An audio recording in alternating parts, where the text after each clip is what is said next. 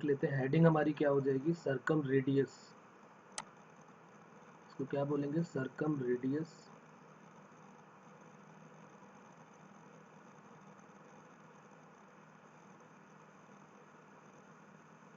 और इसको डिनोट करते हैं कैपिटल आर से। फॉर्मूला मैं पहले ही बता चुका हूँ, कैपिटल आर इक्वल टू क्या होता है, A B C upon 4 delta. जैसे पिछली क्लास में हमने इन रेडियस के बारे में पढ़ा था, वैसे ही है ये सर्कम रेडियस। देखिए इसको प्रूफ करने के पहले एक दो बातें और कर लेते हैं। जैसे एरिया ऑफ ट्रायंगल आपने सुना होगा, area of triangle. Area of triangle का फॉर्मूला क्या क्या आप जानते हैं बताइए। एक तो आपने हीरोन्स फार्मूला पढ़ा होगा, सबको पता है, एस एस माइनस ए, एस माइनस बी और एस माइनस सी, एक ये पढ़ा है। और हाफ बेस इंटू हाइट, तो वो जनरल ट्रायंगल में नहीं लगा सकते, वो राइट एंगल का केस होगा।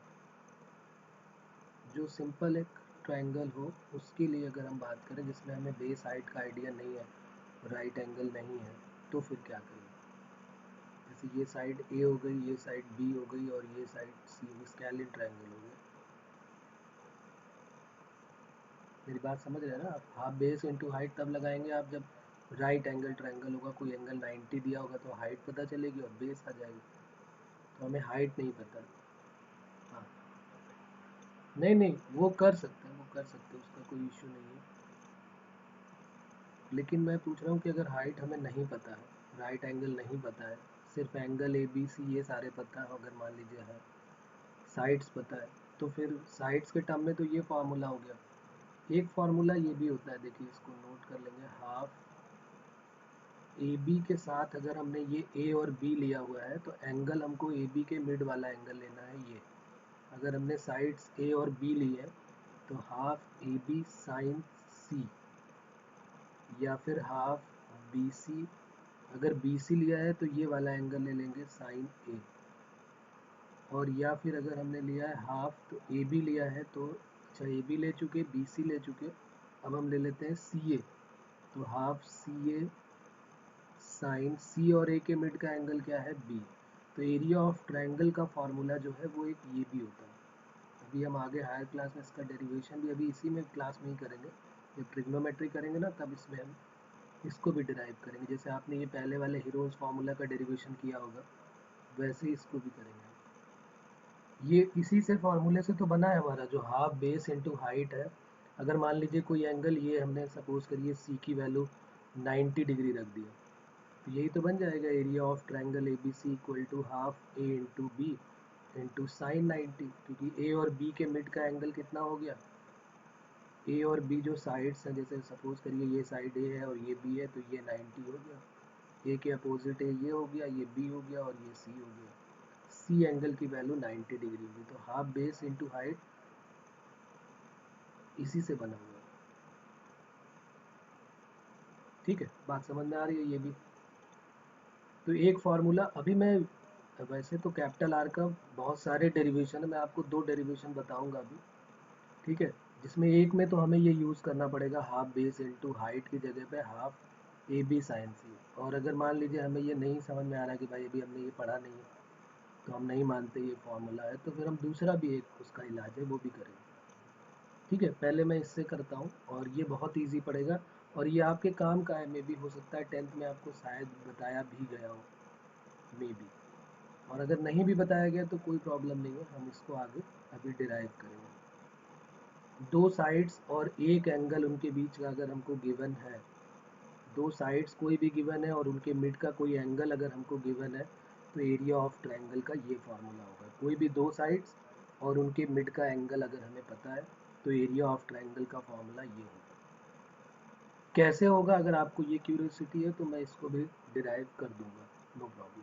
ठीक है, तो आप जैसे हीरोज फार्मूला को याद रखते हैं, वैसे अब आपको ये भी याद रखना है कि कोई भी दो साइड पता हो और उनके मिड का एंगल पता हो, तो एरिया ऑफ ट्रायंगल का ये फार्मूला हो। अब देखिए, जैसे मान लीजिए अगर हमें प्रूफ करना है कि भाई ये capital R equal to A B C upon 4 delta कैसे हो गया, तो उसके लिए हम क्या करेंगे, एक सर्कल ले लेते हैं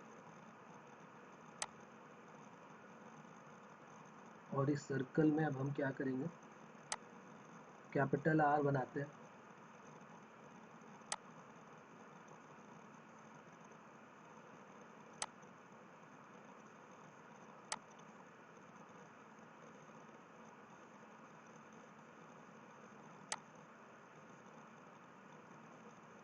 ये हमने एक सर्कल एज्यूम कर लिया कि ये एक हमारा सर्कल है, इस पे एक ट्रायंगल बना देते हैं हम, ए बी सी एक ट्रायंगल।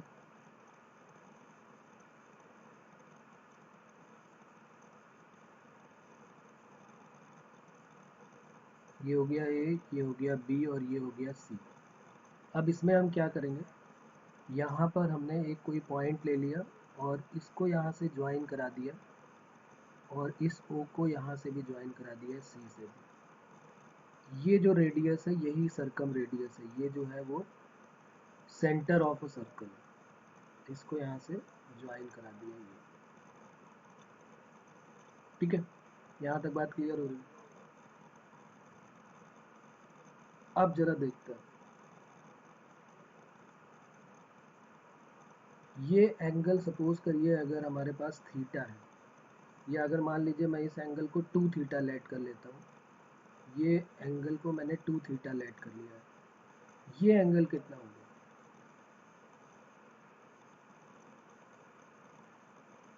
तो ये तो आपने थ्योरम पढ़ी होगी ना, ये तो थ्योरम पढ़ी होगी, तो ये थीटा हो जाएगा। ठीक है, इसका नाम हमने ये डी रख लिया, ये 90 डिग्री एंगल हो गया हमारा। ये साइड्स की जो लेंथ है वो ए बी को हमने सी लेट कर लिया, बी सी को ए लेट कर लिया और सी ए को हमने बी लेट कर लिया। तो जरा इस ट्रायंगल में बात करें अगर हम, in triangle O B D, sine theta की वैल्यू क्या हो जाएगी? Sine theta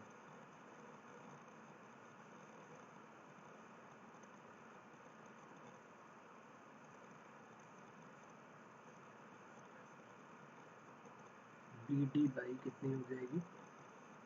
B D upon perpendicular upon ये हो गया हाइपो, और हाइपो जो है वो ओ बी है, तो ये हो गया बी डी। अच्छा, बी डी की लेंथ क्या मैं ये बोल सकता हूँ कि ये ए बाई 2 होगी?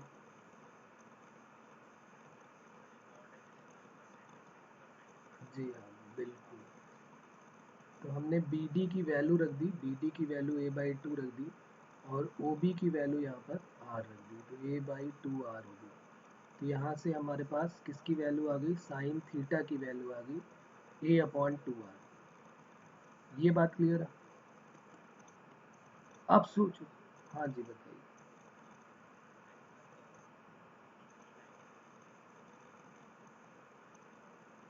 ओ डी बी 90 डिग्री क्यों? देखिए, अभी आपने बताया ना कि ये सेंटर से हमने क्या किया, ये हमने एज्यूम किया है कि सेंटर से हमने एक परपेंडिकुलर ड्रॉ किया है और ये हमने इस साइड को भी ए बाई टू आपने भी बोला कि हाँ ये ए बाई टू हो जाएंगे। जी,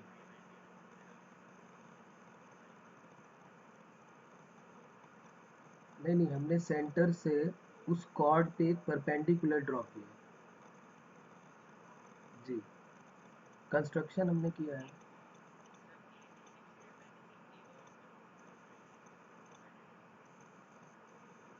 कौन सी? ये ए ओ डी? नहीं नहीं, ये नहीं कह सकते, ये नहीं कह सकते।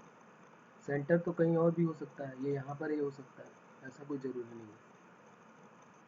अब जरा सोचो, एरिया ऑफ ट्रायंगल की वैल्यू क्या होगी? अगर हमें एरिया ऑफ ट्रायंगल निकालना है तो कैसे निकालें? एरिया ऑफ ट्रायंगल चाहिए हमको। ये साइड सी है, ये बी है और ये ए है।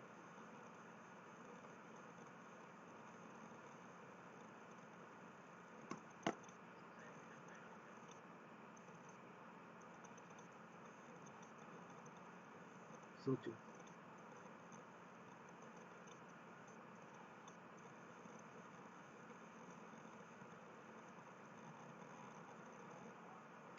कुछ आ रही बात समझ में? कैसे करेंगे?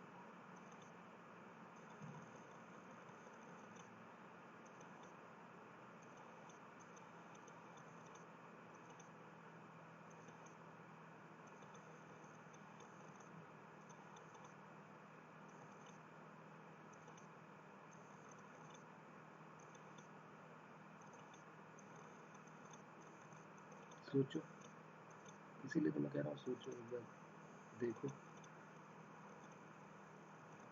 क्या ऐसा कुछ हो सकता है कि नहीं हो सकता? जरा एक बार सोचो।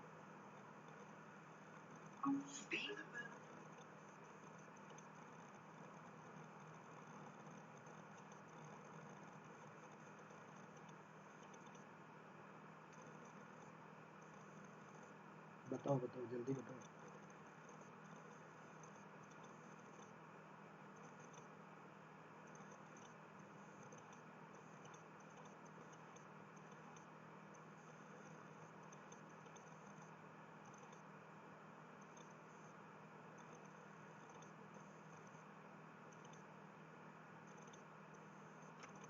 हाँ, बोलो बोलो, सुनो। बहुत, हाँ बहुत देर में बोले, वही मैं सोच रहा था कि कब बोलोगे तुम। बहुत देर में बोले।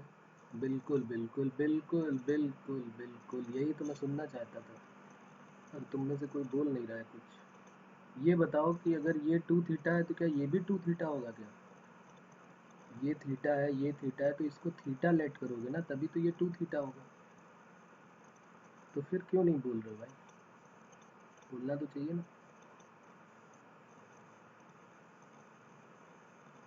अच्छा अच्छा, अब बात समझ में आ गई। ठीक है, बिल्कुल सही बोला इन्होंने। तो बस अब area of triangle A B C हम निकाल देते हैं। Area of triangle A B C क्या हो जाएगा? Half B C sine angle क्या लिया हुआ है? थीटा। और साइन थीटा ये हमने ले लिया, इसका नाम हो गया डेल्टा। तो ये हो गया हाफ बी इंटू सी। और साइन थीटा की वैल्यू हो गई ए अपॉन टू आर। इस आर को इधर भेज देते हैं और डेल्टा को नीचे भेज देते हैं, तो ए बी सी अपॉन क्या हो जाएगा? Four delta. कोई प्रॉब्लम इसमें?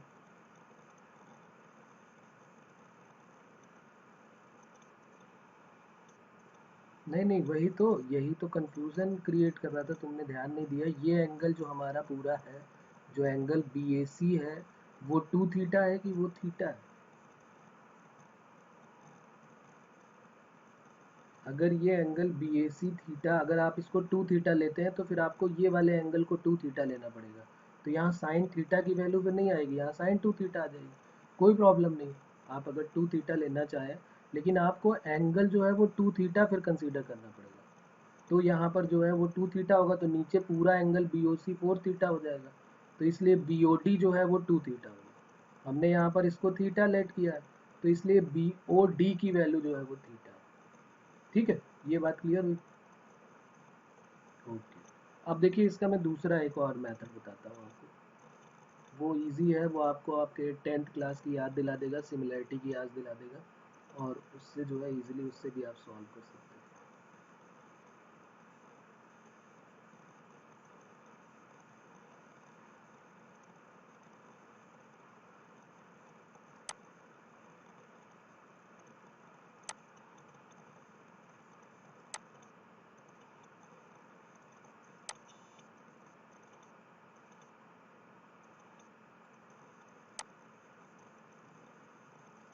ये हमारा एक ट्रायंग सर्कल हो गया। अब यहाँ पर हम क्या करेंगे, देखना आप थोड़ा ध्यान देना। यहाँ पर ये हमने इसका डायमीटर ले लिया बी। यहाँ से हम क्या करेंगे, ये हमने कोई एक पॉइंट ले लिया ए बी सी। एक ट्रायंगल पहले ले लेते हैं, ये ए हो गया, ये बी हो गया, और ये एक कोई पॉइंट सी हो गया। ये हमने इसको ज्वाइन करा दिया, यहाँ से ए से बी को ज्वाइन करा दिया।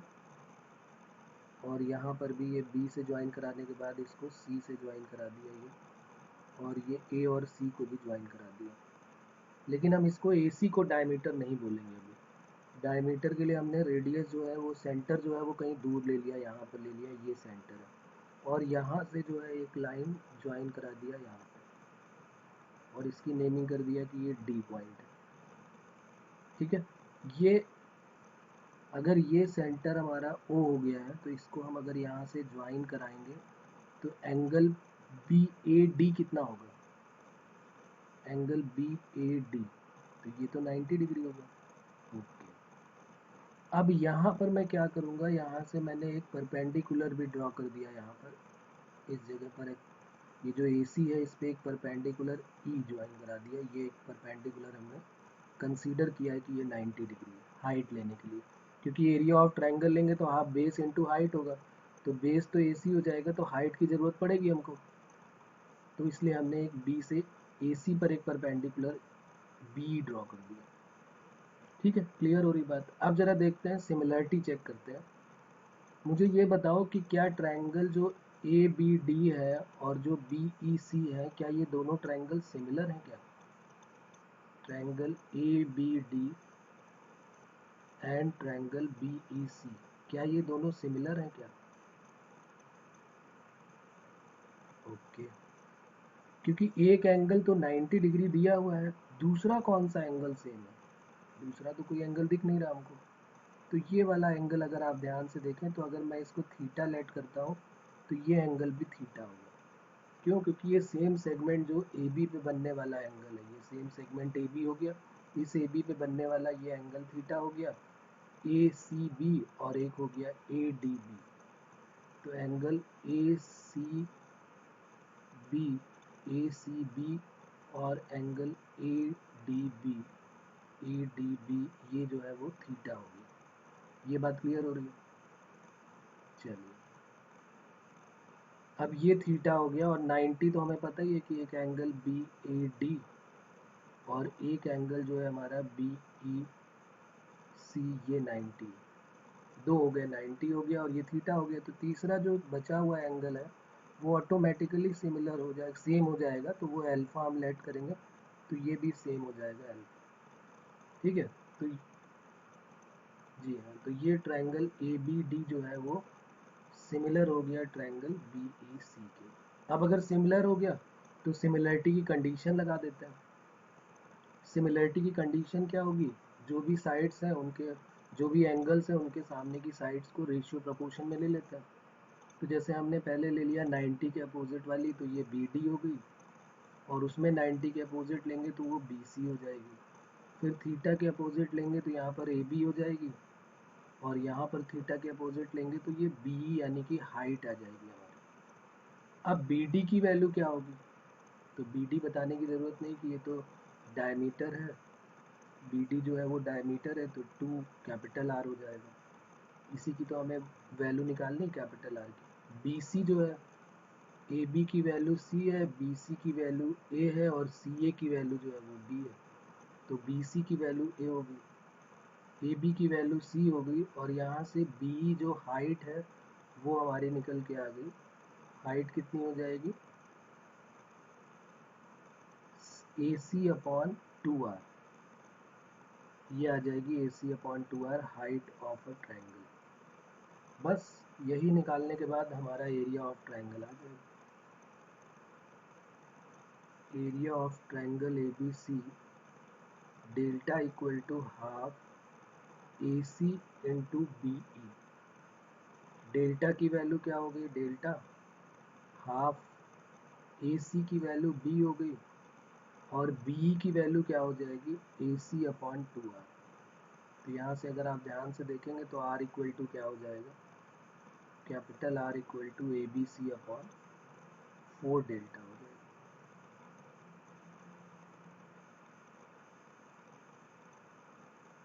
कोई प्रॉब्लम इसमें भी? क्लियर है बात?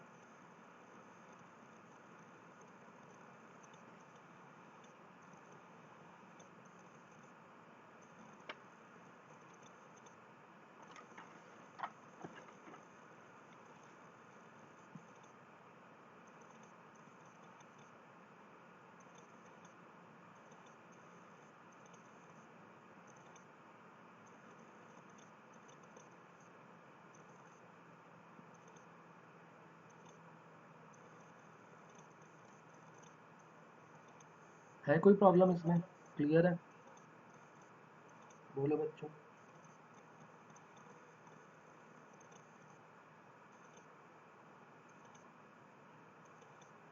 चलिए, अब एक क्वेश्चन और डिस्कस करना था, पुराना क्वेश्चन था।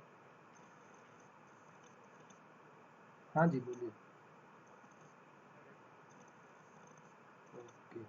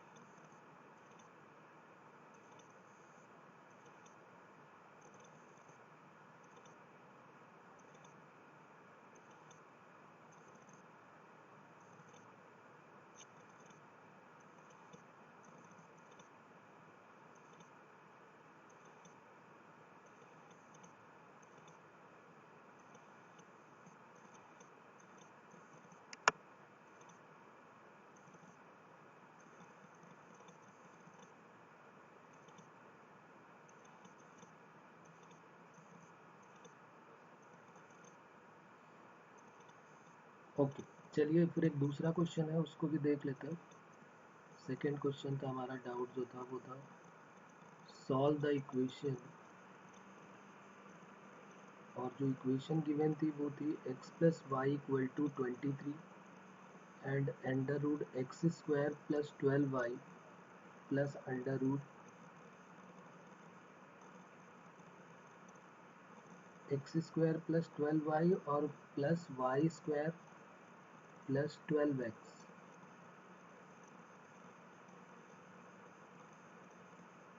Equal to 33। ये थी हमारी इक्वेशन।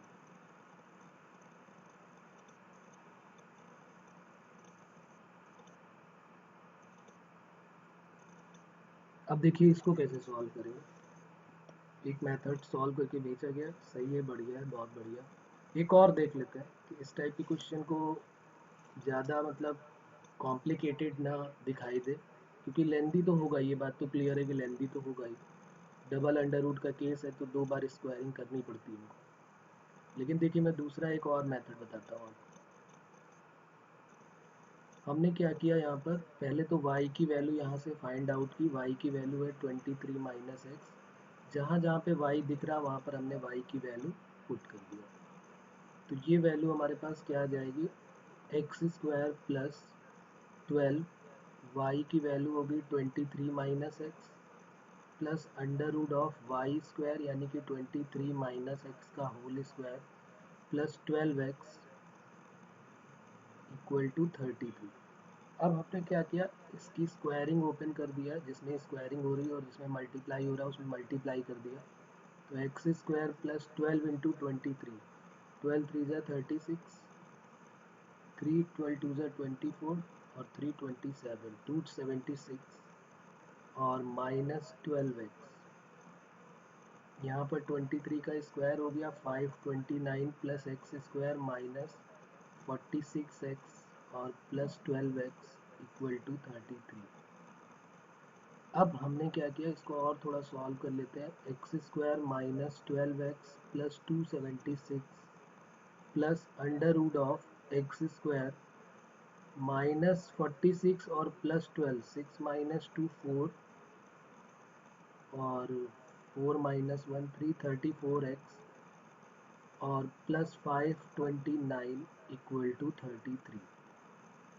अब यहाँ से हम थोड़ा सा चेंज करेंगे, देखो क्या।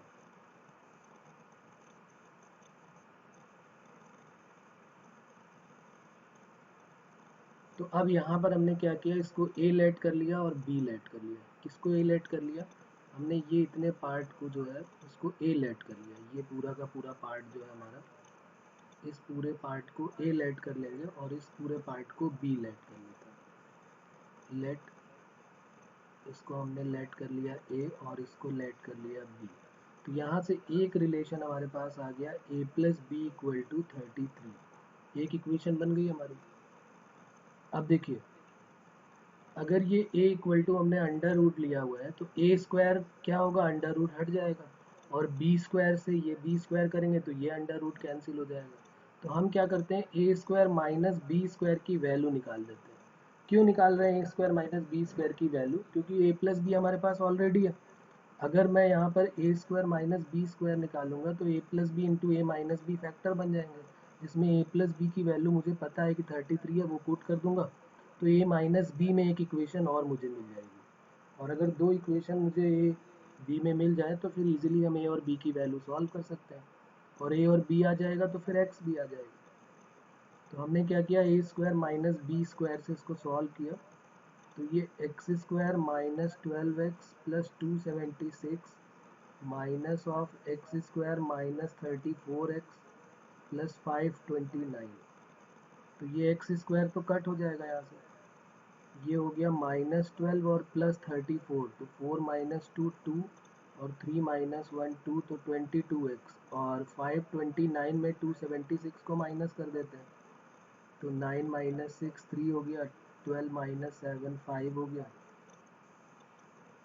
और 4 माइनस 2 2 हो गया। तो 2 कॉमन आ रहा है यहाँ से, क्या नहीं, 11 कॉमन आ रहा है। 11 कॉमन ले लिया तो 2x माइनस 11 टू ज़ा 22 हो गया, और 3 11 3 ज़ा 33। ए स्क्वायर माइनस बी स्क्वायर के फैक्टर कर लिए, ए प्लस बी ए माइनस बी। ए प्लस बी की वैल्यू यहाँ पर पुट कर दिया, तो यहाँ से ए माइनस बी कितना आ जाएगा, 11 times 2x minus 23 divided by 33, क्योंकि ए प्लस बी की वैल्यू 33 है यहाँ पर। 11 3 ज़ा 33, ये कट हो गया, तो ये वैल्यू 2x माइनस 23 अपॉन 3 आ गई। अब देखो ए प्लस बी भी पता चल गया हमको, और ए माइनस बी भी पता चल चुका है। 2x माइनस 23 अपॉन 3, ये इक्वेशन सेकेंड हो गई। इन दोनों को सॉल्व करके क्या मैं ए की वैल्यू निकाल सकता हूँ? तो मैंने क्या किया, इक्वेशन 1 और 2 दोनों को ऐड कर दिया। एडिंग फर्स्ट एंड सेकेंड, तो यहाँ से 2a की वैल्यू आ गई, और वो वैल्यू क्या आ जाएगी, 33 प्लस 2x माइनस 23 अपॉन 3।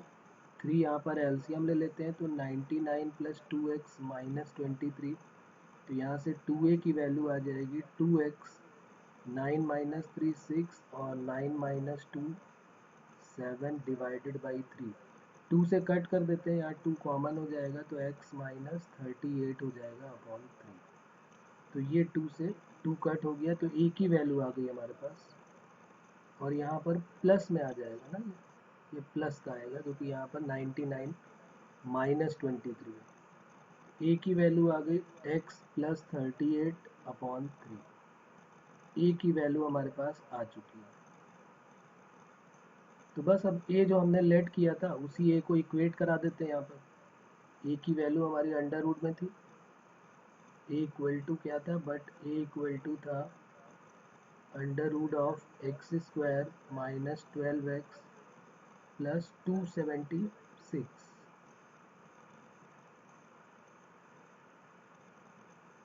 बस ये जो है वो a की वैल्यू यहाँ पुट करके स्क्वायरिंग कर देते हैं, और फिर हम क्या करेंगे, यहाँ पर अंडर रूट हटा के x में क्वाड्रेटिक बन जाएगी हमारी। तो ये बन गया x प्लस 38 अपॉन 3 का whole square equal to x square minus 12x plus 276। अब x में क्वाड्रेटिक हमारी बन जाएगी, और उसके बाद फिर सॉल्व होके x की वैल्यू हमारी इजीली सॉल्व होके आ जाएगी। तो एक्स स्क्वायर प्लस 38 का स्क्वायर, 38 का स्क्वायर 1444 प्लस 2ab करेंगे तो 76x, और 3 का स्क्वायर क्या हो जाएगा, 9 times x square minus 12x plus 276। तो 9x square minus x square, तो 8x स्क्वायर, और 12 9 जा क्या हो जाएगा, 108। अच्छा, उधर ले जा रहे हैं तो माइनस का 108 और माइनस 76, 12 9 जा 108, माइनस का है और माइनस का 76 और आ जाएगा, तो ये हो जाएगा 180, ये हो जाएगा माइनस का 184x, और ये कितना हो जाएगा, 9 इंटू 276, 276 इंटू 9,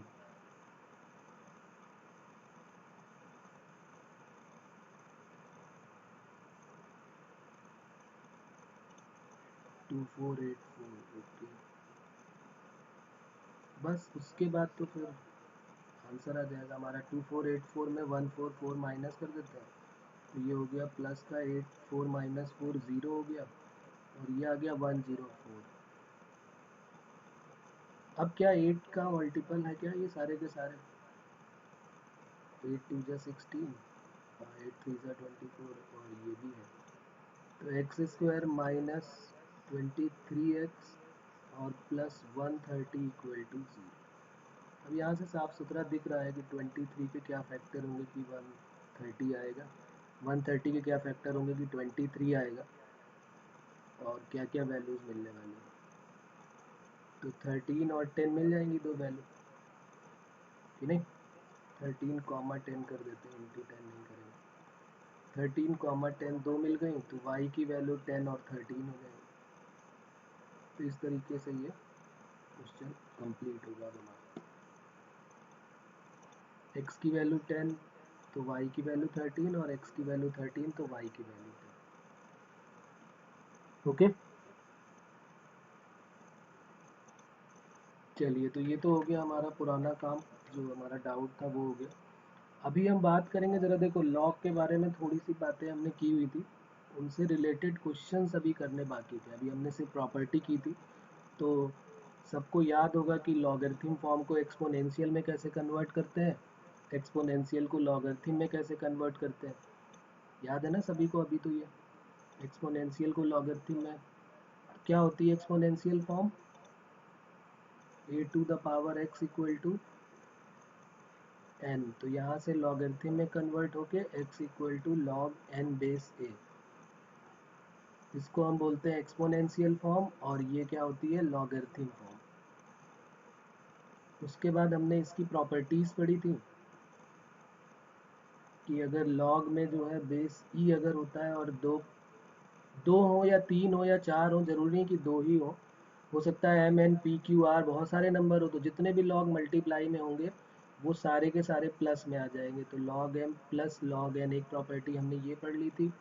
एक हमने पढ़ी थी कि भाई अगर रिवर्स में अपॉन में हो तो क्या हो जाएगा, माइनस हो जाएगा, और इनका डेरिवेशन भी हमने पिछली क्लास में किया हुआ। और एक हमने पढ़ा था log m to the power n हो और बेस में ई ही रहने दें, तो पावर जो होती है वो आगे आ जाएगी मल्टीप्लाई में, और ये m यहीं पर रहेगा, बेस ई रहेगा। एक हमने और पढ़ा था कि अगर ये दोनों सेम होते हैं तो वैल्यू क्या हो जाती है, 1। एक हमने पढ़ा था कि log 1 की वैल्यू क्या होती है, 0, कोई भी बेस हो। और एक और पढ़ा था हमने कि log n हो और यहाँ पर 1/n हो, तो ये वैल्यू -1 हो जाती है। ठीक है, तो इतनी प्रॉपर्टीज हमने लॉग की पढ़ी हुई थी। क्लियर है यहाँ तक सभी को? इसमें कुछ किसी को कुछ पूछना तो नहीं है अभी? ओके, तो ये एक बार रिवाइज कर लिया हम लोगों ने, क्योंकि अभी इन्हीं का यूज़ करेंगे क्वेश्चंस में। तो अब मैं क्वेश्चंस दे रहा हूँ, सीधे सीधे आपको सॉल्व करना है। फर्स्ट क्वेश्चन हमारा है 7 log 16/15, 5 log 25/24 प्लस 3 log 81/80, इसकी वैल्यू बतानी है क्या होगी। ऑप्शन में गिवन है log 2, बी ऑप्शन में गिवन है log 4, सी ऑप्शन में गिवन है log 3, और डी में है नन ऑफ दीज। अभी अभी हमने ये प्रॉपर्टी इसीलिए पढ़ी है कि जो भी इनटू में होगा उसको हम प्लस में करेंगे, जो भी अपॉन में होगा उसको माइनस में करेंगे, और जो भी पावर में होगा वो इनटू में जाएगा। यानी उल्टा भी पॉसिबल है, जैसे यहाँ पर पावर में है तो ये आगे मल्टीप्लाई में गया, तो हो सकता है कि मल्टीप्लाई वाले को हमें कभी ऊपर लेके आना हो तो ऊपर भी आ सकता है। ये दोनों ही पॉसिबल है, जब हमको ये गिवन होगा तो हम ये करेंगे, और जब ये गिवन होगा तो ये करेंगे। वैसे यहाँ पर भी गिवन है कि अगर m इंटू एन में है तो उसको log m plus log n कर सकते हैं, log m plus log n है तो उसको log m इंटू n कर सकते हैं। ऐसे ही माइनस वाले में भी ऐसे ही काम होगा कि अगर माइनस में है तो अपॉन में आ जाएगा, और अपॉन में है तो माइनस में आ जाएगा। तो ये कभी प्रीवियस ईयर में पूछा गया क्वेश्चन, इंपॉर्टेंट और इजी क्वेश्चन है, सिर्फ कैलकुलेशन बोल सकते हैं कि हाँ थोड़ा कैलकुलेशन होगा। तो आप एक बार ट्राई करें, देखें, और अगर बिल्कुल भी समझ में नहीं आ रहा तो फिर मैं सॉल्व करता हूँ।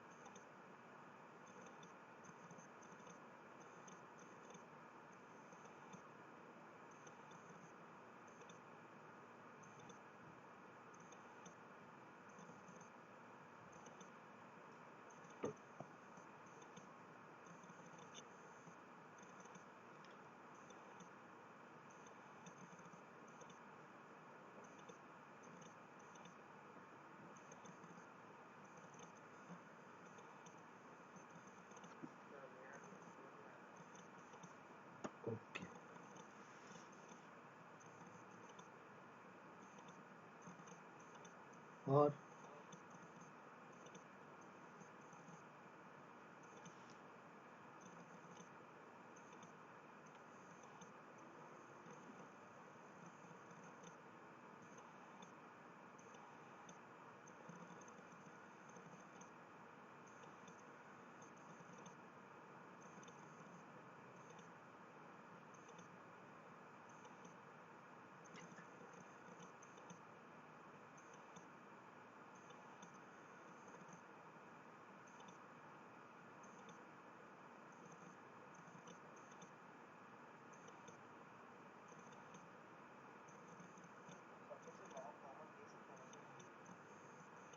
जी हाँ, बिल्कुल लॉग कॉमन ले सकते हैं, लेकिन तब जब ये 7 ना हो। कॉमन मतलब कैसे कह रहे हो कि मतलब जैसे log m plus log n लिखा है तो इसमें से लॉग कॉमन ले लें, ऐसा कुछ? ये ये तो बिल्कुल, हाँ ये तो बिल्कुल भी पॉसिबल नहीं है, क्योंकि log m plus log n नहीं होता, या तो लॉग m इंटू n होता है। हम स्टार्टिंग कैसे करेंगे? चलो पहला क्वेश्चन है, मैं बता देता हूँ। अच्छा ही क्वेश्चन दे दिया, बड़ा क्वेश्चन दे दिया मैंने। हम लॉग की प्रॉपर्टी तो लगाएंगे, लेकिन हम स्टार्ट कैसे करें? मान लिया हमने यहाँ पर कर भी दिया लॉग m अपॉन n, तो कोई फायदा तो होगा नहीं। हाँ, कॉमन नहीं, फिर log m plus log n plus log p है तो सब इंटू में आ जाएंगे। जी हाँ, बिल्कुल बिल्कुल, बिल्कुल वही करेंगे। तो log 2 बिल्कुल सही है, log 2 आंसर आएगा।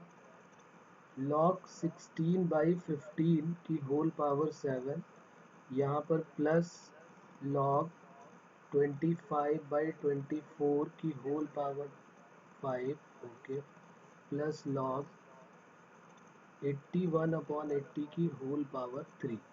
एक तो ये काम किया। अब हम देख रहे हैं कि log ये है m, इसको पूरे को m नाम दे देते हैं, ये पूरा n है और ये पूरा p है। log अगर प्लस में होता है, सारे के सारे log प्लस में है, तो वो इंटू में आ जाएंगे। तो यहाँ आ जाएगा log ऑफ 16 को हम लिख सकते हैं 2 की पावर 4, 15 को 5 इंटू 3 और उसकी होल पावर 7। मल्टीप्लाई में क्या लिखेंगे? 5 स्क्वायर और 24 को 2 की पावर 3, 8 3 ज़ा 24 और उसकी होल पावर 5, और 81 को 3 की पावर 4 और 80 को 16 5 ज़ा 80 होता है, तो 2 की पावर 4 इंटू 5 और उसकी होल पावर 3। बस अब यहाँ पर सिंपल कैलकुलेशन ही बचा है। ये तो सबको समझ में आ गया होगा। यहाँ पर कौन सी प्रॉपर्टी यूज़ किया है? Using property log m plus log n plus log p अगर लिखा हुआ है तो log m into n into p हो गया। ये m है, ये n है और ये p है। अब बात क्लियर हो रही है? अब बस इसको आपको सॉल्व कर देना है और सीधे आंसर आ जाएगा। 2 की पावर बेस, बेस यहाँ पर सब में log अगर अकेला दिया हुआ है तो इसका मतलब है कि बेस में क्या है? e है। उससे कोई इफेक्ट नहीं पड़ेगा, यहाँ पर बेस में ई रहेगा। जैसे मैं लिखता हूँ ना, यहाँ पे जो ऑप्शन हमने लिखे हैं, देखिए यहाँ पर भी हमने log 2 लिखा है, तो log 2 का मतलब ही है कि बेस में अगर कुछ नहीं लिखा है तो इसका मतलब बेस में ई है। ठीक है, अगर कुछ log के साथ लिखा हुआ है बेस तो वो होगा, अगर log अकेला दिया हुआ है तो इसका मतलब बेस में ई है। ठीक है, तो log x को log x बेस ई भी लिख सकते हैं, कोई प्रॉब्लम नहीं है। तो ये 2 की पावर 7 4 जा कितना हो जाएगा? 28, और 5 to the power 7, 3 to the power 7, ये 5 की पावर 10 हो जाएगी, और ये 2 की पावर 5 3 ज़ा 15 और 3 की पावर 5 और 3 की पावर क्या हो जाएगी? 12, 2 की पावर 4 3 ज़ा 12 हो जाएगी और 5 की पावर 3। तो 5 की पावर 7 और 3 10 और ये 10 कट हो गया। 3 की पावर 7 और 5 12 और ये 12 कट हो गया। 28 और ये 15 और 12 27 हो जाएंगे, तो log 2 की पावर ये 28 है और माइनस क्या हो जाएगा? 27, तो ये आ जाएगा log 2। तो ये हमारा आंसर हो गया। अब आप इसमें बेस ई लिखें या ना लिखें, ये आपकी मर्जी है। ठीक है, वो बेस ई ही माना जाएगा। क्लियर? कोई प्रॉब्लम इसमें? चलिए दूसरा क्वेश्चन एक और लिखते हैं। Log of a plus b divided by 5 equal to half times log a plus log b, ये गिवन है। देन हमको वैल्यू बतानी है a upon b plus b upon a, इसकी वैल्यू क्या होगी? A upon b plus b upon a की value बतानी है, क्या होगी? ए है 24, बल्कि यहाँ से स्टार्ट है 22, फिर बी है 23, सी है 24 और डी है 25।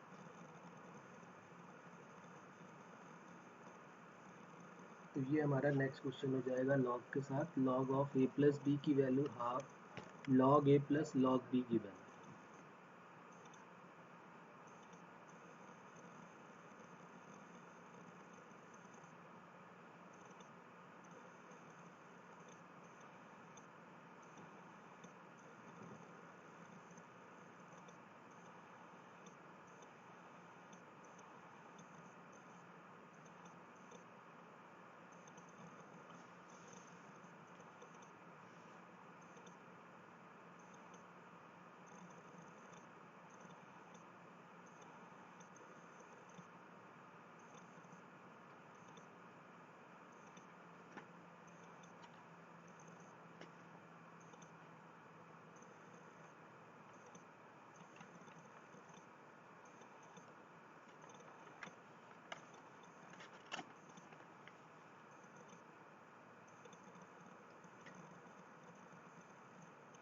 हमारा मेन मोटो है कि लॉग हट जाए तो हमारा काम चल सकता है। यहाँ पर तो प्रॉपर्टी सीधे सीधे दिख रही, log a plus log B, तो लॉग ए बी हो जाएगा। ये टू प्रॉब्लम क्रिएट कर रहे हैं, क्योंकि अगर ये टू नहीं होता तो फिर लॉग से हम लॉग डायरेक्ट कट कर देते। तो इस टू को क्या किया जाए, ये टू कहाँ जाएगा, कैसे कैंसिल करें, इस टू को कहाँ ले जाए ताकि लॉग से लॉग कट हो जाए, तो फिर ए और बी में रिलेशन मिल जाएगा हमको इजीली। तो बस आपको इस टू का जो है काम तमाम करना है।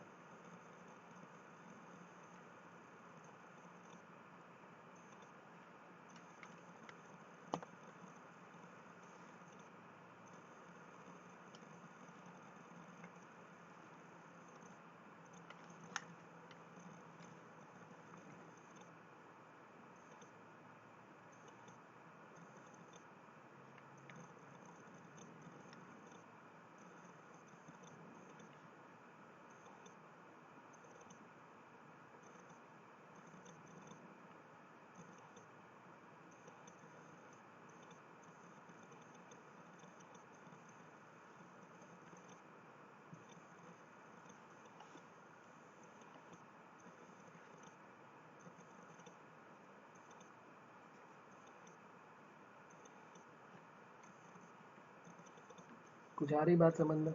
नहीं, इतना टाइम नहीं लगना चाहिए। मतलब टाइम लग रहा है मतलब हम किसी गलत डायरेक्शन में जा रहे हैं। हाँ बोलिए।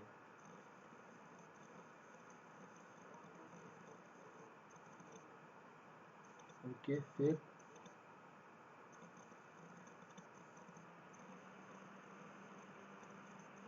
देखो, इस टू को जो है क्रॉस मल्टीप्लाई आप कर लीजिए। इस टू को क्रॉस मल्टीप्लाई कर लेते हैं, तो ये बन जाएगा two times a plus b equal to log a plus log b. चाहे उधर ले जाओ या इधर ले जाओ, बात एक ही है, ऐसा कोई प्रॉब्लम वाली बात नहीं। Log m plus log n, log m into n हो जाएगा।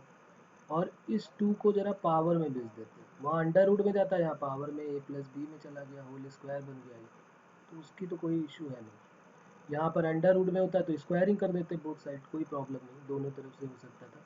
लॉग से लॉग जो है हमने कैंसिल कर दिया, तो ए प्लस बी का जो है वो होल, अच्छा अपॉन में ये 5 भी था साथ में, ये log a plus b upon 5 है।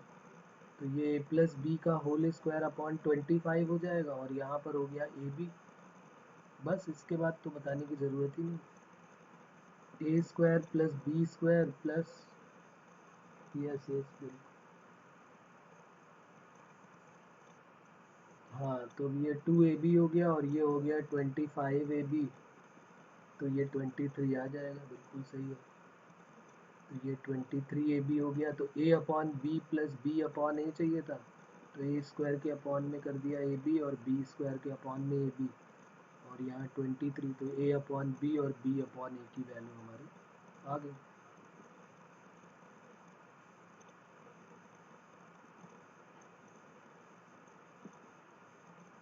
चलिए, तो अब एक दो होमवर्क मैं आपको देता हूँ, ये आपको करना है, फिर आगे प्रॉपर्टीज़ कुछ और नहीं करेंगे आप। ये क्वेश्चंस जो है वो आपको करने हैं। पहला क्वेश्चन है, half times log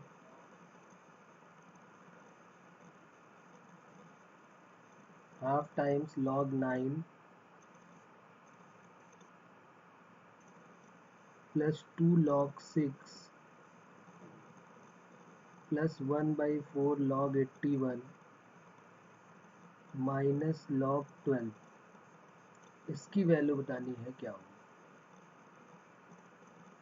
A option में है log 3, बी ऑप्शन में है log 9, सी ऑप्शन में है log 27 और डी में है नल। तो एक क्वेश्चन हमारा ये है।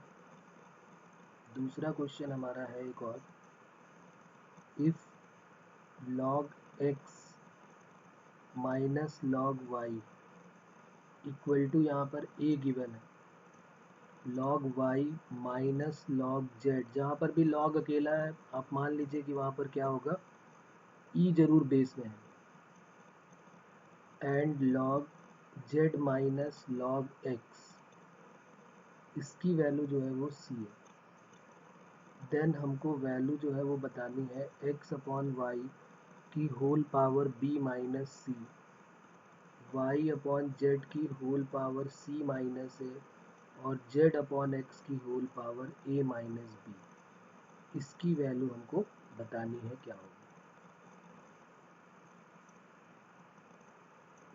ए ऑप्शन में है 0, बी में 1, सी में 2 और डी में नल।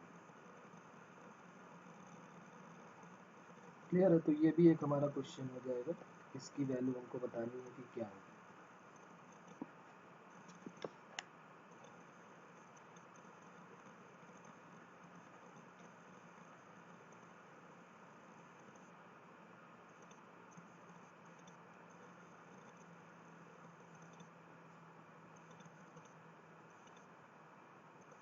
एक क्वेश्चन और लिख लेते हैं, question number 3। Suppose x y z greater than 0 है एंड नॉट इक्वल टू 1 की इक्वल नहीं है, and log x plus log y plus log z, इसकी वैल्यू 0 है। देन हमको जो वैल्यू बतानी है, then the value of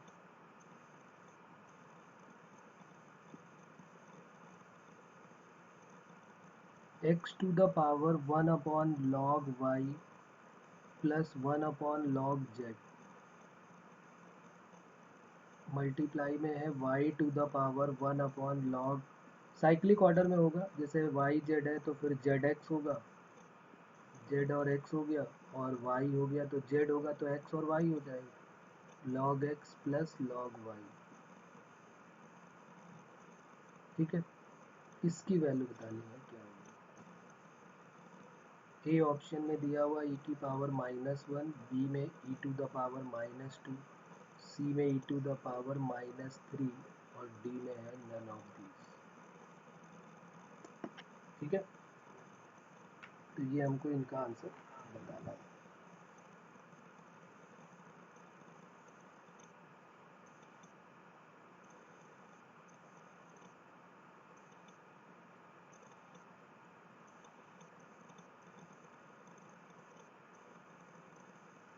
note कर लिया सबने ये?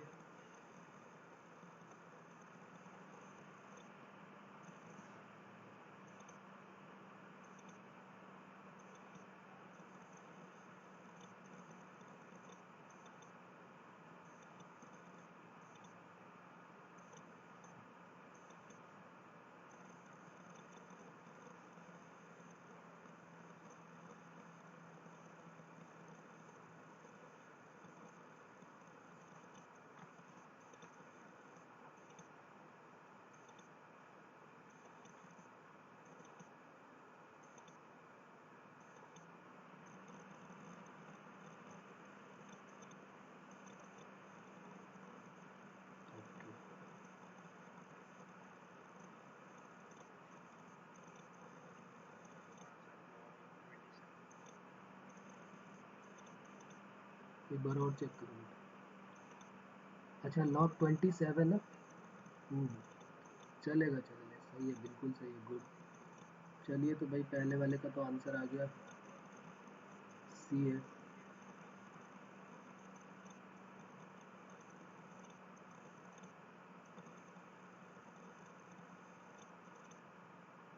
हो, एक क्वेश्चन नंबर 4 और लिख लेते हैं, हमें इसमें वैल्यू बतानी है। Find the value of log 5, ये बेस में दिया हुआ है 5, फिर log बेस में 2 गिवन है, log 3, log 2, और यहाँ पर है 512,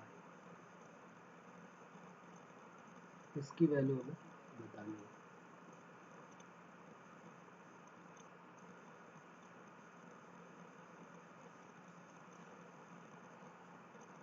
ठीक है, तो ये तो हो गए लॉग के कुछ होमवर्क। अब जरा कुछ लॉग की प्रॉपर्टीज़ और करते हैं, क्योंकि जब सारी प्रॉपर्टीज़ हम कर लेंगे ना तो फिर हमें थोड़े से क्वेश्चन अच्छे और मिलेंगे। अभी क्या है कि ये सारे के सारे एक टाइप के ही हो गए, क्योंकि हमने जितनी प्रॉपर्टी पढ़ी थी उन्हीं से रिलेटेड अभी हमने क्वेश्चन दिया हुआ है। चलो एक और लिख लेते हैं, एक और अच्छा सा क्वेश्चन है। If log x base a equal to p given है, log x square base b equal to q given है, देन लॉग ऑफ एक्स और यहाँ पर under root a b is equal to, इसकी वैल्यू बतानी है। ए और बी के बारे में बोला गया है, ए बी और एक्स जो है वो बिलोंग्स टू आर पॉजिटिव है एक्सेप्ट वन। एक्सेप्ट वन क्यों कह रहा है, ये तो बात क्लियर हो रही होगी आपको, क्योंकि वन बेस में नहीं हो सकता, क्योंकि वो लॉग वन ज़ीरो हो जाता है, तो इसलिए इन्होंने बताया हुआ है। अगर ये ना भी बताते तो भी आपको पता होना चाहिए। ए की value one upon P plus one upon Q है, बी है one upon two P plus one upon Q, और सी है one upon P plus one upon two Q, और डी ऑप्शन में है one upon two P plus one upon two Q. तो ये 5 question जो है वो हमारे होमवर्क हो जाएंगे।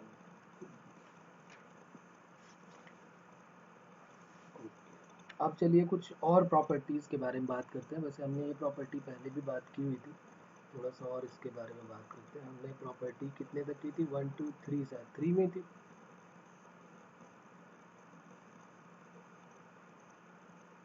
एक हमने प्लस की कर ली थी, एक मल्टीप्लाई की, और एक अपॉन की, इस टाइप से हो गई थी, एक पावर की हो गई। जो भी नंबर हो, प्रॉपर्टी नंबर हम ये 4 लेके चल रहे हैं। ये सब ने सुना था, पिछली क्लास में हमने बात की थी कि log 1 की वैल्यू जो है, कोई भी बेस हो उसकी वैल्यू 0 होती है।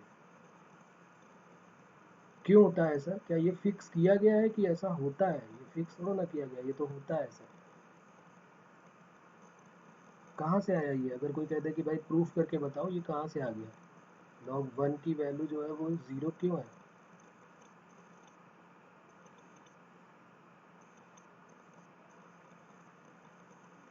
हाँ, तो ये हमने पढ़ा था कि अगर a की power x equal to n है, तो x इक्वल टू क्या हो जाता था, log n base a equal to x, यही तो हो जाता था। तो यहाँ पर log फॉर्म में दिया, इसको एक्सपोनेंशियल फॉर्म में कन्वर्ट कर दीजिए। मतलब log हटता है, ऐसे हम याद रखते हैं ना कि log हटता है तो a की पावर में x हो जाता है और इक्वल टू n हो जाता है, यही तो याद रखते हैं। याद रखने का तरीका यही है कि अगर हमारा x की वैल्यू निकालनी है, अगर हमें x निकालना है तो log n upon log a या बेस log a हो जाता है। और दूसरा हमने पढ़ा कि अगर log हटा देते हैं तो n equal to a to the power x हो जाता है। तो प्रूफ यही है, और कुछ खास इसमें है ही नहीं, कि इसको जैसे ही हम एक्सपोनेंशियल फॉर्म में कन्वर्ट करेंगे, तो इसको एक्सपोनेंशियल फॉर्म में आप कन्वर्ट करेंगे तो 1 equal to a to the power 0, और ए की पावर 0 की वैल्यू तो होती है ना भाई, ए की पावर 0 1 होता है, तो इसीलिए बोला गया है कि log 1 की वैल्यू जो है वो फिक्स है। तो ये प्रॉपर्टी नंबर 4, हम पहले भी इसके बारे में बात कर चुके हैं। फिर एक और प्रॉपर्टी है कि log a बेस a जो होता है वो 1 होता है, ये भी वही है सेम। इसको भी अगर आप एक्सपोनेंशियल फॉर्म में कन्वर्ट करेंगे तो लॉग हटेगा, ये लॉग यहाँ से गया तो a इक्वल टू a की पावर 1 हो जाएगी। ये हमने एक्सपोनेंशियल फॉर्म में इसको कन्वर्ट कर दिया, तो a इक्वल टू a की पावर 1 मतलब a ही तो हुआ। तो इसका मतलब लॉग 1 की वैल्यू फिक्स है जो कि 0 होगी, और लॉग a बेस a जो है वो, अगर यहाँ पर दोनों ही वैल्यू जो है वो सेम है तो वो वैल्यू 1 हो जाएगी, एक्सेप्ट a की वैल्यू क्या नहीं होनी चाहिए। ये बार बार बात हो रही है कि a जब भी कहीं दिखाई दे तो आपको ये जरूर लिख देना है कि भाई a की वैल्यू 1 नहीं हो सकती, a की वैल्यू 1 नहीं हो सकती। क्यों? क्योंकि अपॉन में लॉग 1 आ जाएगा ना, अपॉन में लॉग 1 आ गया तो फिर प्रॉब्लम क्रिएट हुई। फिर हमने इसी से रिलेटेड प्रॉपर्टी दो और की हुई थी, तो ये भी उसी से ही है। जैसे अभी हमने लिखा था कि log n बेस n, ये 1 हो जाता है, और यहाँ पर लिखा था log n base 1 upon n, तो ये क्या हो जाता है, ये -1 हो जाता है। तो ये अभी इसी से प्रॉपर्टी आई हुई है। या अगर मान लीजिए किसी ने कह दिया कि भाई यहाँ 1 अपॉन n है, यहाँ पर n है, तो भी वैल्यू -1 आ जाएगी। ये भी इन सबको अगर आप एक्सपोनेंशियल फॉर्म में कन्वर्ट करते हैं तो आपको इजीली दिखाई दे जाएगा कि हाँ ये तो वही है जो हमने एक्सपोनेंट में पढ़ा था, वही है ये लॉग का, कुछ नया नहीं है। ये वही प्रॉपर्टीज़ है, वही सारा कुछ है जो हम पहले एक्सपोनेंट में पढ़ चुके हैं, बस एक्सपोनेंट से लॉगरिथम फॉर्म में अब हम पढ़ रहे हैं। ये एक नया है, बाकी और कुछ नया नहीं है इसमें। ठीक है, अभी हम क्वेश्चंस भी इसके करेंगे इस टाइप से जो ये मिलने वाले हैं। तो ये तो बहुत बेसिक सी प्रॉपर्टीज़ हो गई जो हमने पहले पढ़ी हुई है। अब आ जाते हैं थोड़ी सी और स्टैंडर्ड ले लेते हैं, इसको हम बोलते हैं base changing theorem. Base changing की बेस चेंज करेंगे और देखेंगे कि वैल्यू जो है वो सेम ही आएगी। कैसे चेंज कर देते हैं लॉग में बेस की वैल्यू, तो ये प्रॉपर्टी नंबर 6 से स्टार्ट करते हैं, और इनको अब हम बोलते हैं बेस चेंजिंग थ्योरम। क्या बोल देते हैं इसको, बेस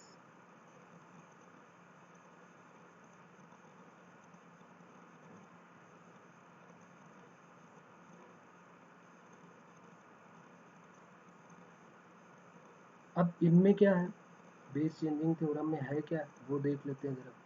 तो बेस चेंजिंग थ्योरम में हमको ये बताया जाता है कि अगर हमारे पास एम ए और बी ये जितने भी हैं, अगर हम इनको इस तरीके से चेंज करना चाहें तो दो कैसे चेंज होगा, लॉग के साथ यहाँ पर m लिखा हुआ है और यहाँ बेस में a लिया हुआ है, log m बेस a है। बेस अभी यहाँ पर क्या है, a है, इस a बेस को मैं चेंज करना चाहता हूँ, मैं इसको b बनाना चाहता हूँ, तो हम इसको क्या लिखेंगे, log m base b divided by log a base b। ये इसको बोलते हैं बेस चेंजिंग थ्योरम। ये भी लॉग की एक प्रॉपर्टी ही है, ये कुछ नया काम नहीं है, कोई थ्योरम ऐसे बोल दिया गया है, ये वही प्रॉपर्टी, बस हमें ये ध्यान रखना है ए हो बी हो या एम हो ये पॉजिटिव होने चाहिए, और जो भी बेस में आ रहा है उसकी वैल्यू क्या नहीं होनी चाहिए, 1 की इक्वल नहीं होनी चाहिए। तो बेस में कौन कौन आ रहा है, ए और बी, तो ए नॉट इक्वल टू 1 और b not equal to 1। M तो हो सकता है क्योंकि लॉग 1 तो फिक्स है कि 0 होता है। तो अब सीधी सी बात हमको क्या ध्यान रखनी है यहाँ पे, कि अगर log m बेस में a दिया हुआ है और हमें इस a बेस को b बेस बनाना है, यहाँ पे देखो a था तो यहाँ b बेस बना दिया है, बल्कि अगर आप ध्यान से देखें तो b से डिवाइड किया गया होगा दोनों में, तो log m और बेस a ये तो पूरा पूरा क्वेश्चन में है ही, बस b से यहाँ ऊपर भी डिवाइड कर दिया और नीचे भी डिवाइड कर दिया, वो कट हो जाएगा। अब कैसे इसको प्रूव करें, कैसे हजम करें कि भाई हाँ ऐसा होता है, किस तरीके से ये हो गया, उसके बारे में कैसे हम देखेंगे। तो हम फिर वही प्रूफ करेंगे अपने मेथड से जो हमने अभी पीछे प्रूफ सीखा था, किस तरीके से हम प्रूफ करते थे, तो उन्हीं मेथड से इसको प्रूफ करके दिखाएंगे कि किस तरीके से हम बेस को चेंज करते हैं, ए को बी बेस बना देने के बाद भी यहाँ पर ये दोनों वैल्यू अगर हम डिवाइड करके रेशियो निकालेंगे तो ये वैल्यू सेम आने वाली। तो लिख लेते हैं इसका प्रूफ। अब समझना है यहाँ पर ध्यान से थोड़ा, हम लोगों ने वहाँ पर याद होगा हमने लॉगरिथम फॉर्म में कन्वर्ट कर लिया था और उसको हमने एक्स लेट कर लिया था, जैसे यहाँ पर log m बेस a है, हमें log m बेस a दिख रहा है, तो हमने log m बेस a को जो है वो x लेट किया हुआ है। अगर इसको एक्सपोनेंशियल फॉर्म में कन्वर्ट करेंगे, इसको एक्सपोनेंशियल फॉर्म में अगर हम कन्वर्ट करेंगे तो n इक्वल टू क्या हो जाएगा, a to the power x या a to the power x equal to m, कुछ भी बोल दो, कोई प्रॉब्लम नहीं। यहाँ तक बात क्लियर है? तो हमने इसको एक्सपोनेंशियल फॉर्म में कन्वर्ट किया और ए की power x equal to m ले लिया। अब यहाँ पर ध्यान दीजिएगा, यहीं के बाद फिर हमारा रिजल्ट आ जाएगा जो हमें चाहिए। हमने यहाँ पर बोथ साइड लॉग ले लिया, taking log both side with base b। Base जो है वो हमने अपनी तरफ से कंसीडर किया b और दोनों तरफ लॉग बेस b लगा दिया यहाँ पर, मतलब लॉग बेस b करके a to the power x और यहाँ पर भी लॉग बेस b करके m ले लिया। दोनों तरफ लॉग बेस b लिया हुआ है तो कोई प्रॉब्लम नहीं है, फिर कोई चेंज नहीं होगा। जो a की power x equal to m है वही a भी है, क्योंकि log b से log b कट हो जाएगा तो फिर वही आ जाएगा, तो इसमें कोई इफेक्ट नहीं पड़ने वाला। अब यहाँ पर हम कौन सी प्रॉपर्टी यूज़ करेंगे, यहाँ पर हम प्रॉपर्टी यूज़ करने वाले कौन सी, log m to the power अगर n होती है तो n आगे आ जाएगी, n log m। तो ये जो x है ये आगे आ जाएगा, तो ये बन जाएगा x log a base b equal to यहाँ पर आ जाएगा log m base b। Clear है ये बात? x हमने किसको लेट किया था, x हमने किसको लेट किया था, इसको। तो ये x इक्वल टू क्या बन जाएगी, log m base b divided by log a base b। और x हमने जो लेट किया था वो यहाँ पुट कर देते हैं। x क्या लेट किया था, log m बेस a को, तो x इक्वल टू हमने पुट कर दिया log m base a equal to log m base b divided by log a base b।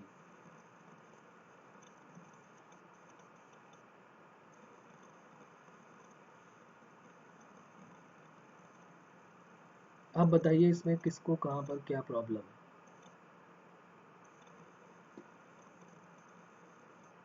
क्योंकि ये एक ऐसी इंपॉर्टेंट प्रॉपर्टी है जो अभी कई सारे क्वेश्चन में स्टार्टिंग में ये लगेगी। जैसे ही हम देखेंगे कि कोई भी वैल्यू, यहाँ पर मान लीजिए हमारे पास ऐसे दिया हुआ है कि log x और यहाँ बेस में y दिया हुआ है, तो हम इसको सीधे सीधे लिखेंगे log x upon log y। ये सीधे सीधे स्ट्रेट फॉरवर्ड ऐसे ही लिख देंगे।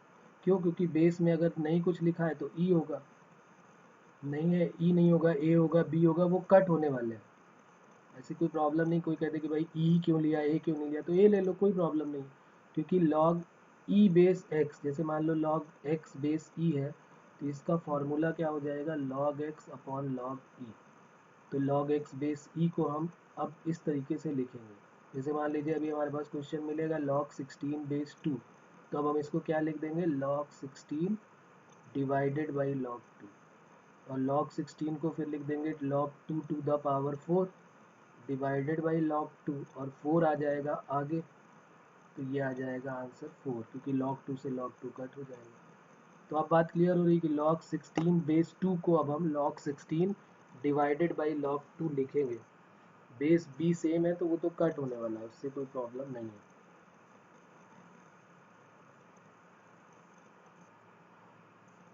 या फिर कोई अगर हमसे कहे कि भाई log, एक तो ये हमने लिख लिया, ये एक प्रॉपर्टी हमें अच्छे से याद रखनी है, उसी से रिलेटेड ये भी हो गई, वो बेस ई बस ले लिया, बाकी सेम है। या कहीं पर हमको मान लीजिए ज़रूरत पड़ेगी कि log x बेस y है और अगर हमें ज़रूरत है log y बेस x की, तो log x बेस y को ही हम 1 अपॉन, जैसे यहाँ log x बेस y लिखा है तो उसको 1 upon log y base x भी लिख सकते हैं। कैसे? कोई पूछे कि भाई कैसे लिख सकते हैं आप, क्या कर दिया आपने यहाँ पे, तो देखिए ये जो प्रॉपर्टी थी ना, इसी से मैं प्रूफ करके यहाँ दिखा देता हूँ।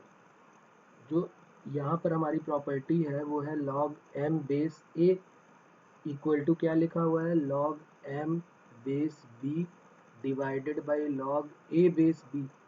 अब मैं इसमें क्या करूँगा, जहाँ जहाँ पे मुझे b दिख रहा है, जहाँ जहाँ पे मुझे b दिख रहा है वहाँ पर मैं रिप्लेस कर दूंगा m से, रिप्लेस b बाई m। जहाँ जहाँ पे दिख रहा वहाँ पर मैं उसको m से रिप्लेस कर देता हूँ। तो क्या बन जाएगा मेरे पास, log m base a equal to log m base b की जगह पे m divided by log a और b की जगह पे m। log m base m क्या हो जाएगा 1 और यहाँ पर आ जाएगा log a बेस m। तो log m बेस a से हमने स्टार्ट किया था, log m बेस a से स्टार्ट किया तो वो बन गया 1 upon log a base m। मतलब अगर इन दोनों की पोजीशन चेंज करनी है, मुझे अगर पोजीशन चेंज करनी है m और a की, तो उसको मुझे 1 अपॉन में लिखना पड़ेगा। 1 अपॉन में मैं जैसे लिख दूंगा तो log m बेस a जो है वो a बेस m बन जाएगा। तो जहाँ पर मुझे ज़रूरत पड़ेगी log a बेस m की और मुझे दिखाई देगा log m बेस a, तो उसको 1 अपॉन में लिख के मैं आगे बढ़ जाऊँगा। कोई प्रॉब्लम इसमें, क्लियर हो रही है बात? इनसे रिलेटेड बहुत सारी प्रॉपर्टीज़, अभी बहुत सारे क्वेश्चंस हमको अभी मिलने वाले हैं। तो प्रॉपर्टी नंबर 7 में कोई प्रॉब्लम, 6 में कौन सी प्रॉपर्टी थी नंबर, ये 6, हाँ 6 में कोई प्रॉब्लम किसी को बताइए।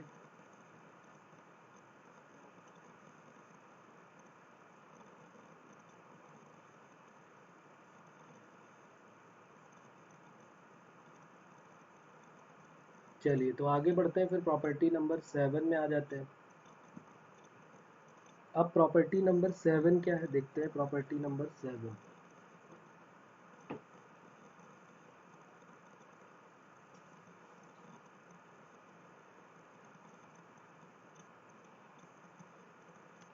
नेक्स्ट है हमारा प्रॉपर्टी नंबर 7।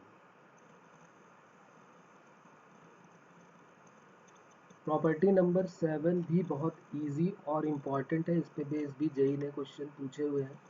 इसमें ये बताया गया हमको कि a टू द पावर में अगर log n base a given है, ये a टू द पावर में, ये पूरा a की पावर में गिवन है log n बेस a, तो इसकी वैल्यू जो है वो n हो जाएगी। अब ये एक बहुत बड़े कैलकुलेशन को छोटा कर देती है ये प्रॉपर्टी। इसमें भी हमको यही बातें लिखनी है कि a और n जो है वो पॉजिटिव होंगे और जो बेस में है वो है a, तो वो जो a है वो कभी भी 1 के इक्वल नहीं होगा।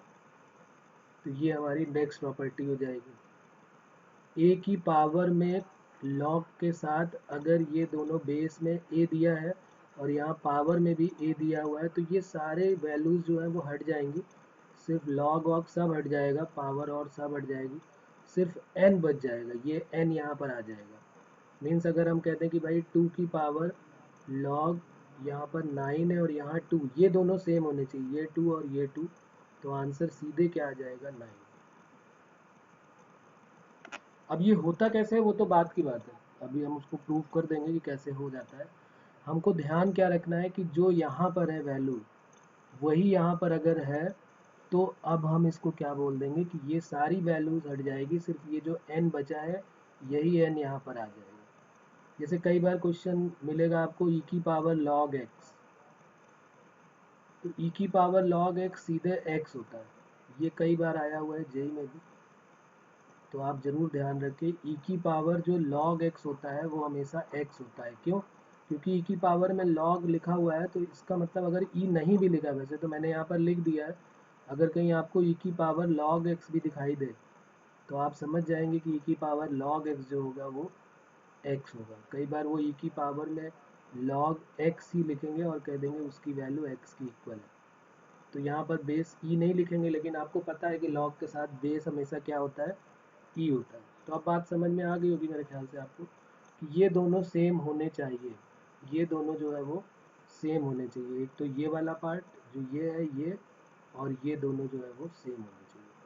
अगर ये दोनों सेम है, जैसे यहाँ पर जो e है वही यहाँ पर e होना चाहिए, तो अगर ये दोनों सेम है तो फिर वैल्यू x की इक्वल होगी। अब प्रॉब्लम ये है कि भाई ये होता कैसे है, क्यों हो जाता है ऐसा, तो उसके लिए फिर हमें प्रूफ के पास पहुंचना पड़ेगा। प्रॉपर्टी समझ में आ गई ना, क्योंकि क्वेश्चन में प्रूफ नहीं पूछेगा आपसे, क्वेश्चन में आपसे प्रॉपर्टी पूछेगा, प्रॉपर्टी आपको अप्लाई करनी पड़ेगी। क्या प्रूफ करने का कोई आइडिया बता सकता है, कोई दिमाग लगा सकता है कि कैसे प्रूफ हुआ होगा? वही है दोनों फॉर्म आपके, पूरे लॉग में एक्सपोनेंशियल फॉर्म और लॉगरिथम फॉर्म, और कुछ नया है ही नहीं। उन्हीं से मैं घूम घूम के यही प्रॉपर्टी सारी प्रूव करूँगा। तो आप एक बार कोशिश कर सकते हैं, देखिए 2 मिनट का टाइम है आपके पास, और 2 लाइन का है सिर्फ, ये भी नहीं कि बहुत बड़ा है, 2 लाइन का ही है।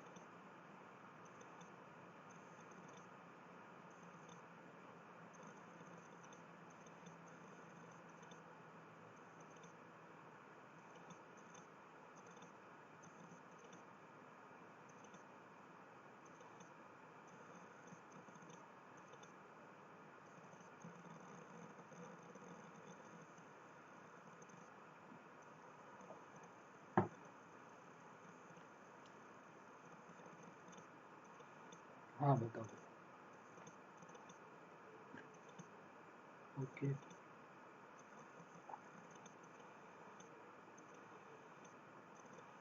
हम्म।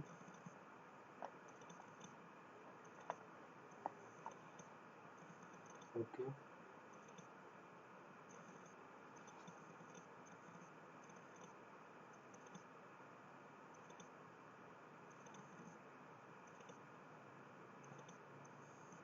यहाँ पर हमको log n बेस a दिख रहा है, तो हमने क्या किया, log n बेस a जो है इसी को हमने x लेट कर लिया। ठीक है, यहाँ पर करते हैं प्रूफ इसका। log n बेस a को हमने x लेट कर लिया। तो अगर मैं इसको एक्सपोनेंशियल फॉर्म में कन्वर्ट करूँगा तो a की पावर क्या हो जाएगी, x equal to n, a to the power x equal to n हो जाएगी।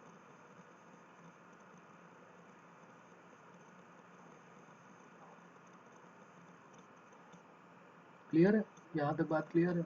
और ये जो x की वैल्यू है इसको यहीं पे पुट कर देता हूँ मैं, तो a की पावर जो x है उस x की वैल्यू है log n बेस a। तो ये देखिए log n बेस a कर दिया, तो यहाँ पर क्या आ गया, n प्रूफ हो गया। a की पावर में log n बेस a होता है तो n आ जाता है। तो कुछ खास है ही नहीं, बस प्रॉपर्टी खास है हमारे लिए, ये प्रॉपर्टी याद होनी बहुत ज़रूरी है। और ये क्वेश्चन में अप्लाई कैसे करते हैं वो अभी जब हम क्वेश्चंस करेंगे तो क्लियर हो जाएगा। आपको बस ये ध्यान रखना है कि अगर यहाँ पर 2 है, या सपोज करो 2 हमने ले लिया था, 3 है, तो यहाँ पर भी अगर यहाँ पर भी 3 है तो यहाँ जो भी होगा, जैसे मान लिया यहाँ पर 5 है तो उसकी वैल्यू क्या हो जाएगी, 5। कई बार थोड़ा सा क्वेश्चन घुमा देंगे वो, इसकी वैल्यू तो 5 हो गई, क्योंकि ये दोनों सेम होने चाहिए। कई बार वो क्वेश्चन ऐसे दे देंगे 2 log, और यहाँ पर दे देंगे 5, तो इस 2 को बस हमें हटाना पड़ेगा, तो ये 2 हट के कहाँ आ जाएगा, 3 टू द पावर log, और ये 5 स्क्वायर हो जाएगा।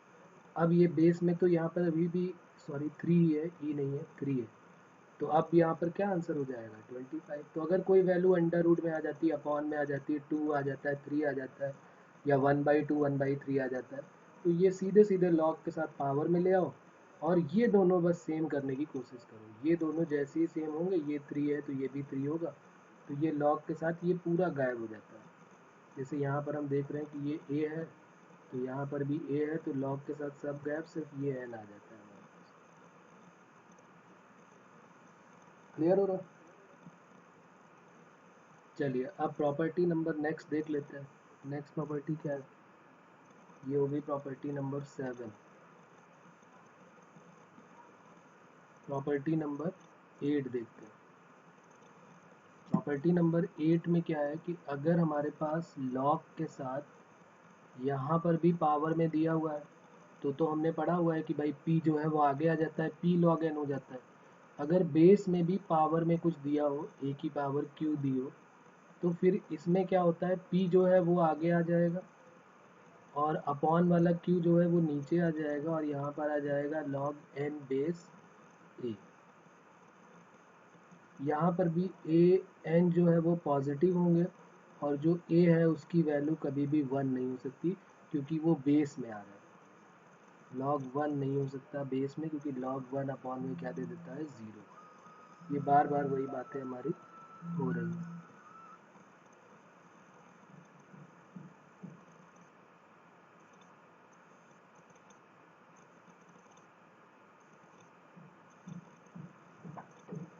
ठीक है, क्लियर हो रही है यहाँ पर। तो ये log n base p log n to the power p, और यहाँ a to the power q हो गया।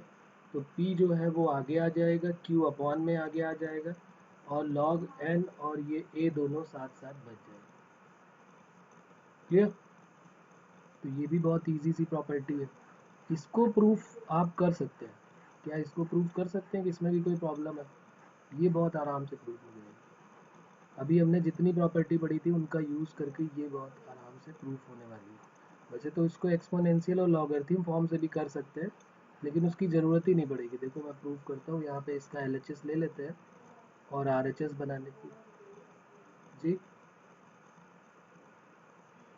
जी हाँ। तो हमने क्या किया, इसका LHS ले लिया, और ये है log n to the power p, और बेस में है a to the power q।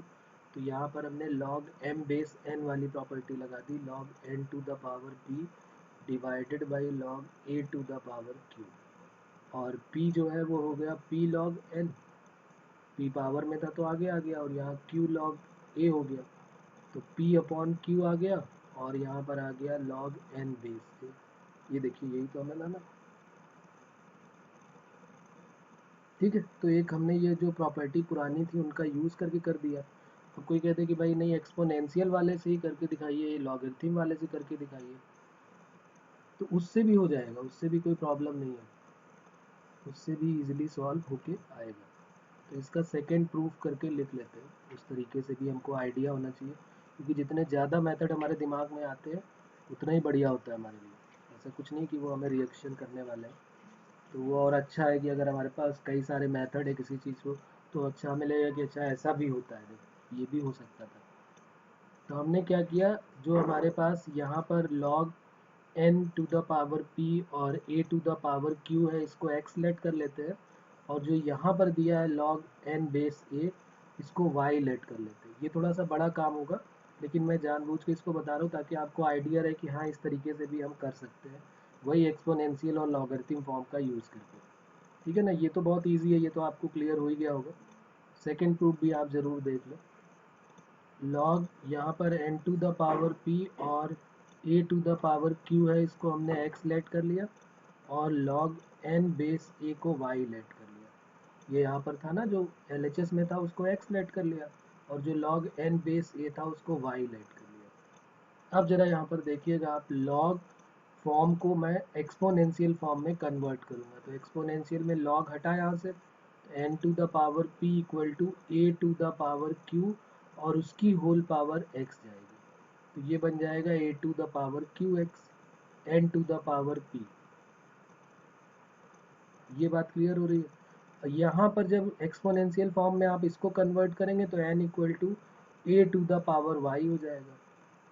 a to the n की वैल्यू हमें मिल गई है a to the power y, इसको क्या मैं यहाँ पर रख सकता हूँ n की value a to the power y, तो a to the power y हमने यहाँ पर पुट कर दिया, और इसकी होल पावर p कर दिया, और यहाँ पर a to the power qx हो गया, तो यहाँ से py इक्वल टू qx आ गया।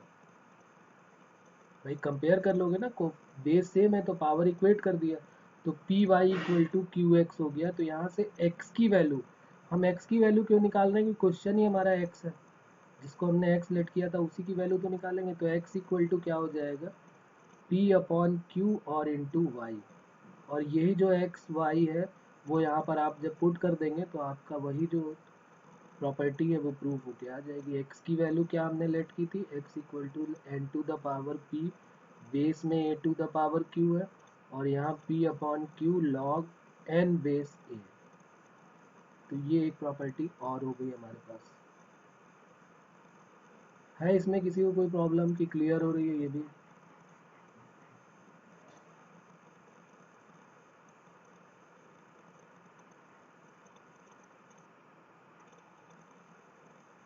जी हाँ, बिल्कुल बिल्कुल बिल्कुल, मैं सारी बता देता हूँ।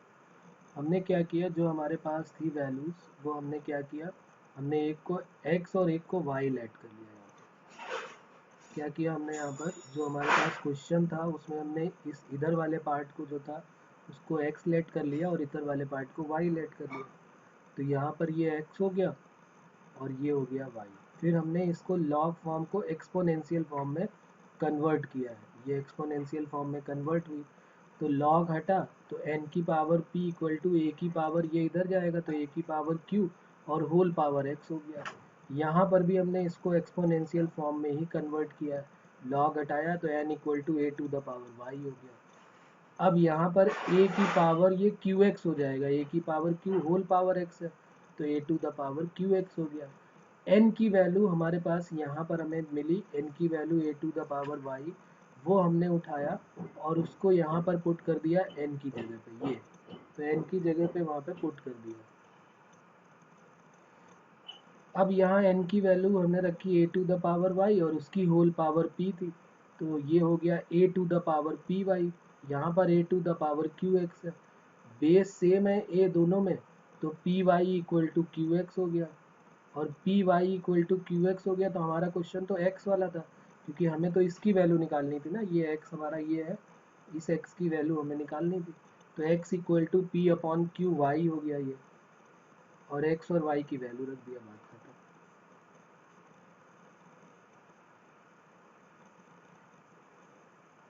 कोई प्रॉब्लम इसमें?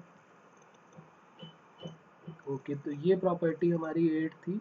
एक मैं 9 प्रॉपर्टी और लिख देता हूँ, वो आपको प्रूव करनी है, आप अपना दिमाग लगाएंगे, इसको प्रूव करेंगे, और ये सब अगले टर्न पे हमको लर्न कर लेनी है, क्योंकि हम अब अगले टर्न पे इनके क्वेश्चन ही खूब सारे करने वाले हैं, जो जेई में आए हैं, मेन में या एडवांस में जो भी क्वेश्चन अभी तक पूछे गए हैं, वो सारे के सारे हम क्वेश्चन लॉग के करेंगे। ये यहाँ पर a की पावर में है log c बेस b, और यहाँ पर है c की पावर में है log a बेस b। मतलब ये प्रॉपर्टी बताती है कि हम log b में तो हमने कोई छेड़छाड़ की नहीं, log b यहाँ पर भी है, log b यहाँ पर भी है, हमने a और c की पोजीशन इंटरचेंज कर दी। अगर आप ध्यान से देखें तो जहाँ पर c था, ये c यहाँ आ गया a की जगह पे, और जहाँ a था वहाँ c आ गया। ये कैसे जादू हुआ होगा, ये आपको प्रूव करना है। बात समझ में आ रही? ए और सी की पोजीशन इंटरचेंज कर दिया, लॉग के साथ जो बेस बी था उसका कोई कम नहीं है, वो वहीं पर था, वो वही है, उसमें कोई चेंजेस नहीं किया। जैसे मान लो क्वेश्चन हमारा इस टाइप का कैसे मिलेगा, क्वेश्चन में हमको दिया होगा कि 3 की पावर log 5 और बेस 2 है, तो इसको हम क्या करेंगे, 5 की पावर log 3 बेस 2 ऐसे भी कर सकते हैं, मतलब 3 और 5 की पोजीशन इंटरचेंज कर सकते हैं। अब ये कैसे हुआ ये आपको प्रूव करना है, नहीं होगा तो मैं बताऊंगा, ये सिर्फ आपके लिए मैंने छोड़ा है, 4 या 5 लाइन में इसका भी प्रूफ हो जाएगा, तो इसको हम अगले टर्न पे करेंगे, अगर नहीं आएगा तो। पहले एक बार आप ट्राई करेंगे, नहीं होगा तो इसको अगले टर्न पे हम बात करेंगे। क्लियर बेटा? ओके, तो चलिए फिर बाकी नेक्स्ट टर्न पे करते हैं।